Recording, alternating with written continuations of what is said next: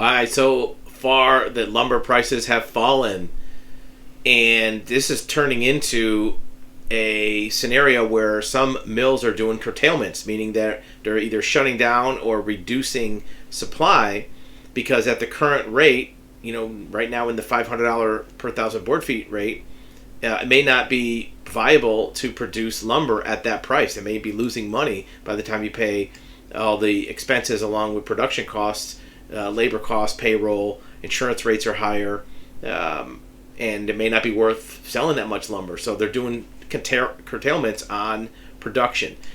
You may be seeing this at your lumber yard, but it may not be kicking in yet. Some of these curtailments just started happening in the last month or two, and there's a supply chain.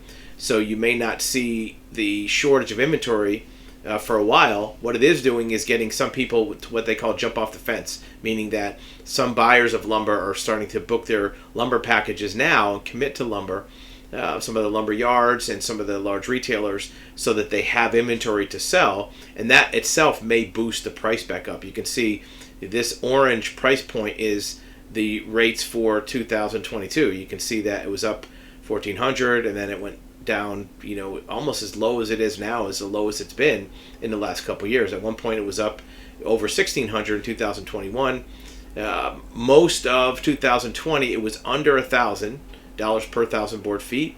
Had a little bit of a bump up, and then it went crazy, as we know. Now it's back down into that range of right around 600 for most of the middle of the year. Now it's down around 500. We expect that lumber prices at some point will stabilize in the $600 to $700 range per thousand board feet. And right now it's going to be artificially low because demand is low. But as the mills and the producers start to acclimate their volume to what the demand is, it'll go back into a range where it'll be productive and profitable for them to produce lumber, because at this level the mills may not be able to make money by cranking out that much. So what they're saying is the producers are seeing high log costs and lower lumber prices, so they're going to have downtime. They're going to shut down the mills or reduce the volume, so their payroll is lower and their energy costs are lower, and they're buying less lumber, so their expenses are lower. And when the mills slow down, the traders, here's one example of a trader, reported diminishing sawmill offerings at the end of October.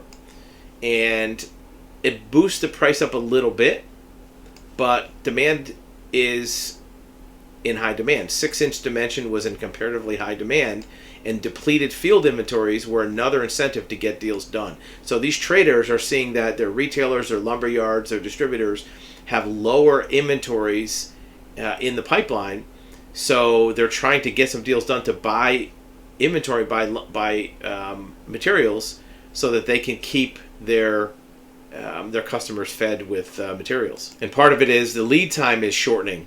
Demand for Western SPF studs rode a continued undercurrent of strength.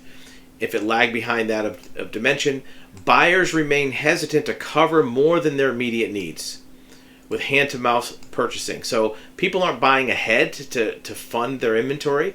A lot of it's cash flow. Sometimes they're a little hesitant to buy high and maybe the price is going to go down, but a lot of it is cash flow. They don't want to have material sitting there that's not going to be producing net profit if the demand is low. Let us know what you're seeing in your neck of the woods with lumber prices and how it's affecting your operations as a contractor.